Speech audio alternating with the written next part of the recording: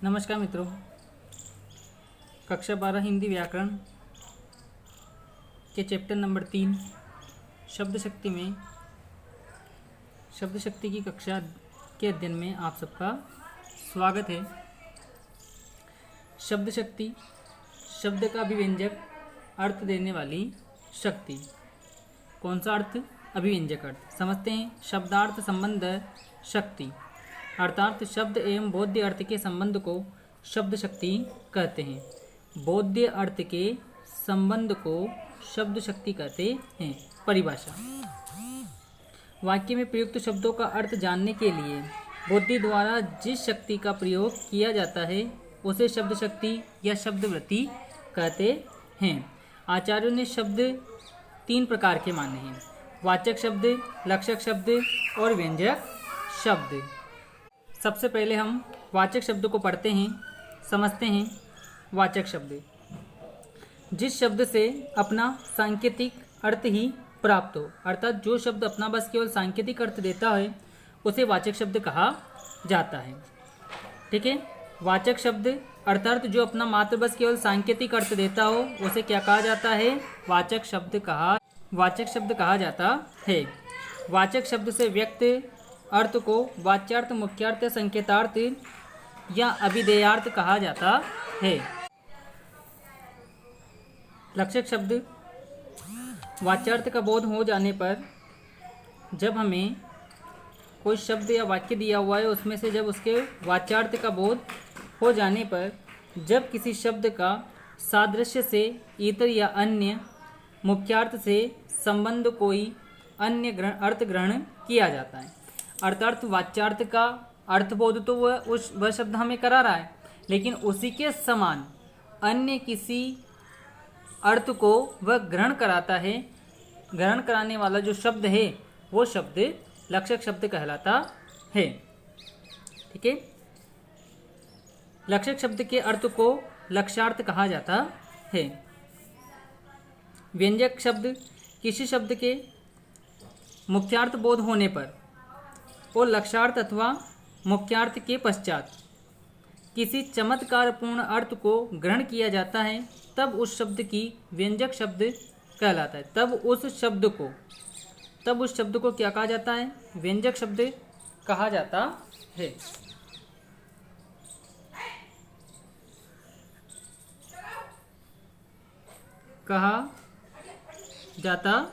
है। फिर समझते हैं व्यंजक शब्द क्या होता है। प्रत्येक शब्द अपना मुख्यार्थ भी देता है, परंतु कुछ शब्द अपने मुख्यार्थ के साथ में क्या दे देते हैं? लक्ष्यार्थ दे देते हैं। तो वहाँ कौन सी शब्द शक्ति हो जाती है? मतलब कौन सा शब्द हो जाता है? लक्षक शब्द। परंतु जहाँ मुख्यार्थ का बोध होने पर उसके लक्ष्यार्थ का भी बोध हो जाए, परंतु न तो हमें मुख्यार्थ और न ही हमें लक्ष्यार्थ, दोनों ही महत्वपूर्ण न होकर के वहाँ कोई अन्य ही तीसरा अर्थ अर्थात चमत्कारपूर्ण अर्थ प्राप्त हो जाए या उससे ग्रहण होता हो, तो ऐसे शब्द को क्या कहा जाता है? ऐसे शब्द को व्यंजक शब्द कहा जाता है। आगे देखते हैं। और व्यंजक शब्द से व्यक्त अर्थ को व्यंग्यार्थ कहते हैं। व्यंजक शब्द से व्यक्त अर्थ को क्या कहा जाता है? व्यंग्यार्थ कहा जाता है। हमारी पहली शब्द शक्ति अभिधा शब्द शक्ति। जिस शक्ति के द्वारा साक्षात सांकेतिक अर्थ का बोध होता है उसे अभिधा कहते हैं। अभिधा शब्द शक्ति की परिभाषा है: जिस शक्ति के द्वारा साक्षात संकेतित अर्थ का बोध होता है उसे अभिधा कहते हैं। मतलब अभिधा शब्द शक्ति कहते हैं। अभिधा शब्द शक्ति को मुख्या, आद्या या प्रथमा आदि शब्द शक्ति के नाम से भी जाना जाता है। अर्थात इसे मुख्या शब्द शक्ति, आद्या शब्द शक्ति या प्रथमा शब्द शक्ति भी कहा जाता है। कुछ उदाहरण देखते हैं। राम पुस्तक पढ़ता है, सामान्य वाक्य, सामान्य अर्थ है। इसमें हमें कोई विशेष अर्थ की प्राप्ति नहीं होती। जिस प्रकार से अगला देखते हैं, किसान खेत पर हल चलाता है, सामान्य अर्थ है, इससे कोई विशेष अर्थ की प्राप्ति नहीं होती। तो यहाँ कौन सी शब्द शक्ति होगी? अभिधा शब्द शक्ति होगी। एक विशेष नोट ध्यान देने योग्य, संकेतित अर्थ का ग्रहण 4 प्रकार के शब्दों से होता है। अर्थात संकेतित अर्थ देने वाले या उन शब्दों का अर्थ ग्रहण करने के लिए 4 प्रकार के विशेष शब्द होते हैं। पहला है जातिवाचक संज्ञा, दूसरा है व्यक्तिवाचक संज्ञा, पहला क्या है, जातिवाचक संज्ञा, दूसरा व्यक्तिवाचक संज्ञा, तीसरा क्रिया और चौथा है गुणवाचक जो विशेषण है, गुणवाचक विशेषण, गुणवाचक विशेषण। चार हो गए, जातिवाचक, व्यक्तिवाचक, क्रिया और गुणवाचक। अभिधा शब्द शक्ति के बाद दूसरी शब्द शक्ति आती है लक्षणा शब्द शक्ति। परिभाषा देखते हैं। मुख्यार्थ का बोध होने पर, जब हमें शब्द आता है, प्राप्त होता है वाक्य में, तो उसका सामान्य अर्थ में प्राप्त हो जाता है। तो मुख्यार्थ का बोध होने पर रूढ़ि या प्रयोजन के कारण जिस शक्ति द्वारा मुख्यार्थ से संबंधित अन्य अर्थ ग्रहण किया जाता है उसे लक्षणा शब्द शक्ति कहा जाता है, उसे लक्षणा शब्द शक्ति कहा जाता है। इसकी कुछ महत्वपूर्ण बातें हैं।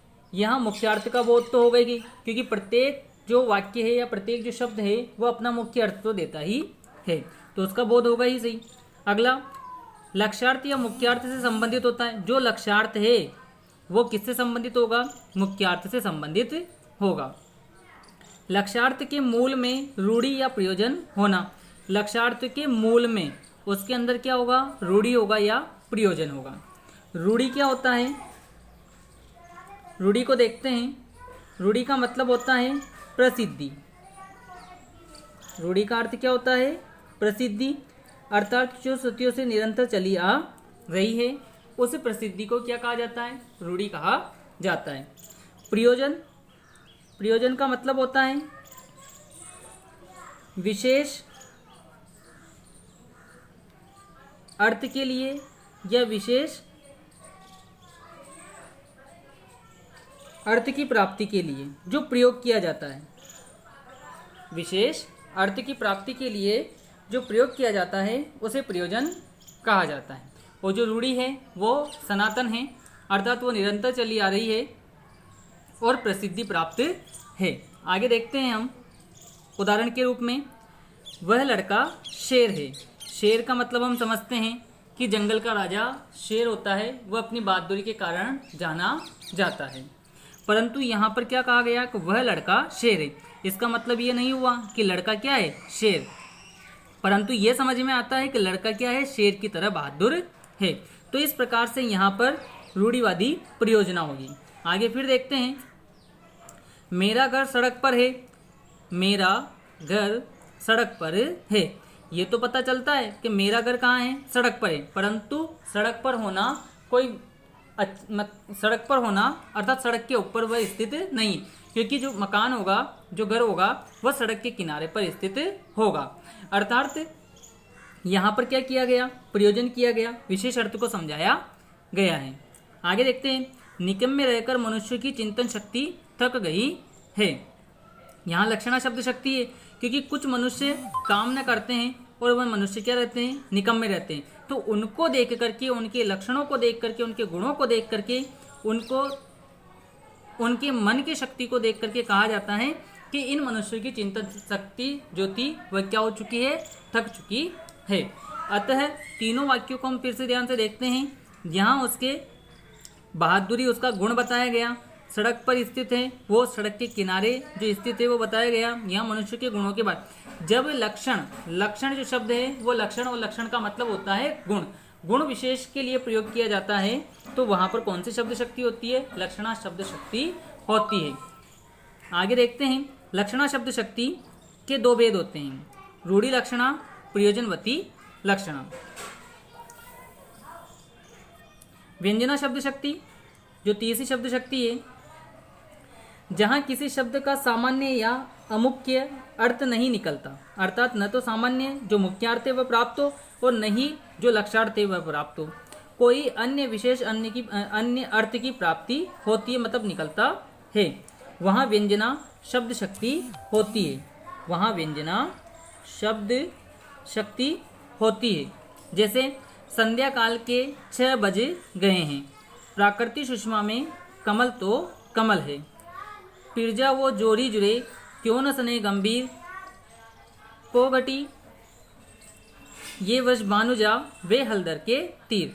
तीनों उदाहरणों को समझते हैं। संध्या काल के 6 बज गए हैं। यदि कोई परिवार में या कहीं पर भी समाज के अंदर हम 5 से 7 मनुष्य बैठे हुए हैं और आपस में ये कहा जाए कि संध्या काल के 6 बज गए हैं, तो सभी परिवार के सदस्य, समाज के सदस्य अन्य अन्य अर्थ लेते हैं। कैसे? संध्या काल के 6 बज गए हैं, यह कहने पर बच्चे जब इस वाक्य को सुनेंगे तो इसका अर्थ ही लेंगे कि अब संध्या काल के 6 बज गए, हमें खेलना बंद कर देना चाहिए और घर के अंदर जाना चाहिए। महिलाएं जब ये सुनेगी तो इसका मतलब ये होगा कि हमें अपने घर के काम में लग जाना चाहिए। कोई परिवार का सदस्य जो ग्वाला वगैरह है, जो गाय वगैरह पालता है, वह ये सुनेगा तो वह कहेगा कि मुझे दूध निकालने के लिए खेत पर जाना है। इस प्रकार से जब हर व्यक्ति इस वाक्य को सुनेगा तो वह अपने अपने अनुसार अर्थ लेगा। तो यहाँ अनेक अर्थ की प्राप्ति हुई।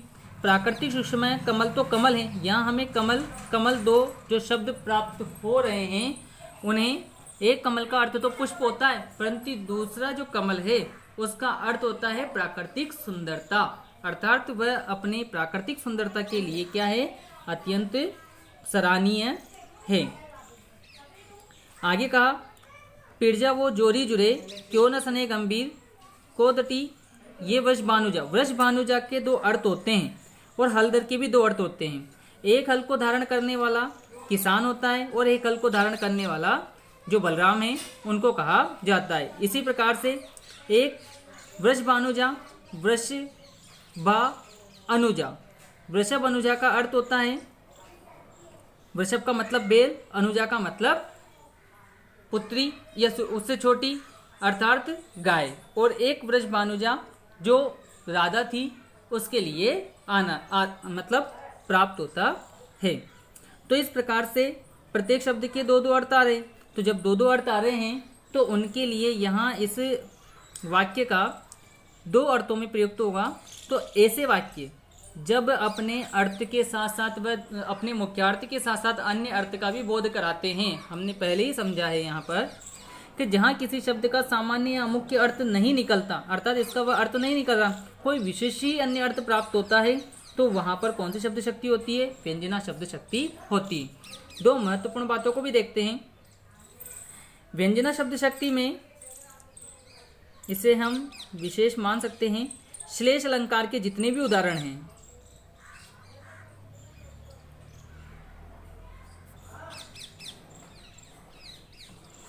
श्लेष अलंकार के जितने भी उदाहरण हैं वो सारे के सारे व्यंजना शब्द शक्ति के होते हैं। और इसी प्रकार से जितने भी हमारे मुहावरे हैं,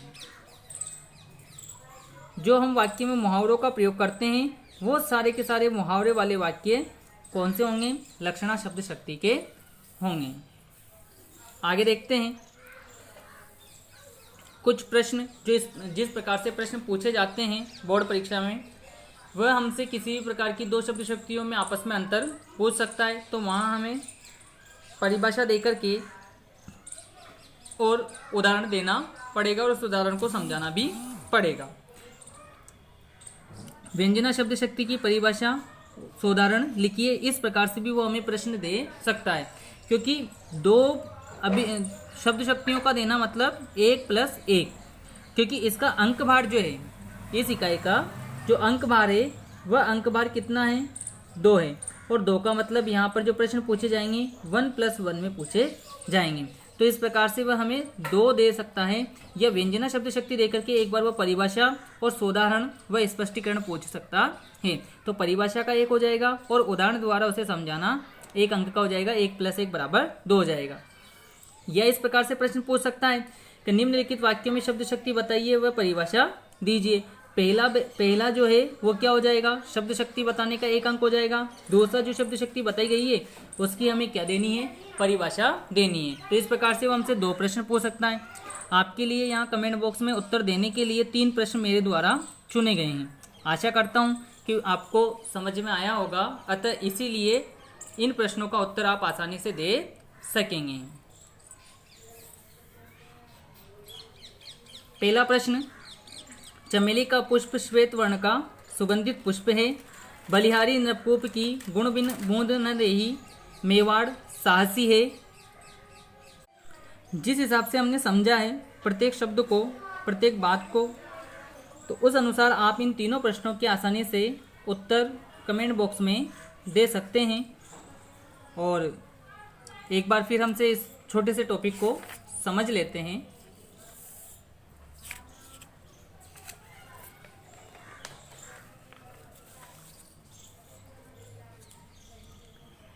अभिधा शब्द शक्ति से अपना साक्षात सांकेतिक अर्थ का बोध होता है। वाक्य जैसा है उससे हमें वैसा का वैसा ही अर्थ प्राप्त हो जाएगा और यही अभिधा शब्द शक्ति है। आगे फिर समझते हैं। जो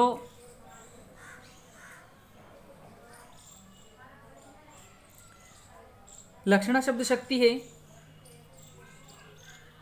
इस लक्षणा शब्द शक्ति में वाक्य अपना मुख्यार्थ तो देता ही है, परंतु उस मुख्यार्थ के साथ साथ में हमें अन्य अर्थ जो उसके लक्षणों के आधार पर, उसकी विशेषता के आधार पर, या जो वक्ता है उसके द्वारा, या जो लेखन करता है लेखक है उसके द्वारा इसमें कुछ लक्षण प्रकट कर दिए जाते हैं या लक्षणों के आधार पर वाक्य का निर्माण किया जाता है।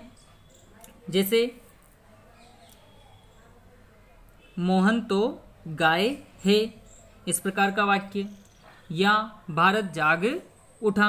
अब देखो भारत जागेगा नहीं, क्योंकि भारत कभी सोया नहीं तो जागेगा कहाँ से, परंतु भारत जाग उठा से मतलब ये हुआ कि भारतीय जो जनता है उस जनता में अपने सोचने समझने की शक्ति का संचार हो गया है। तो ऐसे उदाहरण जो प्रयोग में लिए जाते हैं वो प्रयोजनवादी के अंतर्गत आते हैं। जैसे कलिंग साहसी है। अब कलिंग जो है वो साहसी नहीं है, क्योंकि कलिंग के साथ जो अशोक के साथ में जो कलिंग युद्ध हुआ था वहाँ के राजा का, तो उसमें अशोक को विजय प्राप्त करने में बहुत सी परेशानियाँ हुई थी, परंतु फिर भी अंत में उसकी जो अशोक महान था उसकी विजय होती है, तो वो प्रसिद्धि के कारण क्या हो गया, प्रचलित हो गया। तो इस प्रकार के वाक्य रूढ़ि के अंतर्गत आते हैं। आगे हम व्यंजना को समझते हैं। व्यंजना में क्या होता है, जहाँ अपना न तो मुख्यार्थ की प्राप्ति होती है और न ही लक्ष्यार्थ की प्राप्ति होती है, बल्कि वहाँ विशेष अर्थ की प्राप्ति होती है। जिस प्रकार से पानी गए न उबरे मोती मानस चून, तो पानी शब्द का एक अर्थ न होकर के यहाँ पर तीन तीन अर्थ आता है। बलिहारी न कोप की गुण बिन बूंद न देही, तो गुण का अर्थ यहाँ पर अलग अलग आता है। जैसे कुएं के अर्थ में तो उसका अर्थ रस्सी हो जाता है गुण का अर्थ, और बलिहारी अर्थात राजा के अर्थ में उसका गुण ही अर्थ रहता है, अच्छा आचरण, अच्छा व्यवहार ही अर्थ रहता है। तो इस प्रकार से कई सारे उदाहरण हैं श्लेष अलंकार के, और वाक्यों में भी अनेक सारे अर्थ होते हैं। तो जहाँ अनेक अर्थ प्राप्ति हो जाती है या जहाँ एक वाक्य के दो दो अर्थ प्राप्त हो जाएं, तो वहाँ व्यंजना शब्द शक्ति होती है। ठीक है मित्रों, यदि वीडियो आपको अच्छा लगा, समझ में आया, तो लाइक करें, कमेंट्स करें, शेयर करें, चैनल को सब्सक्राइब करें, ताकि आपके इस एक संबल से हमें प्रोत्साहन मिले और एक अच्छे कार्य के लिए हम में ऊर्जा का संचार हो। धन्यवाद।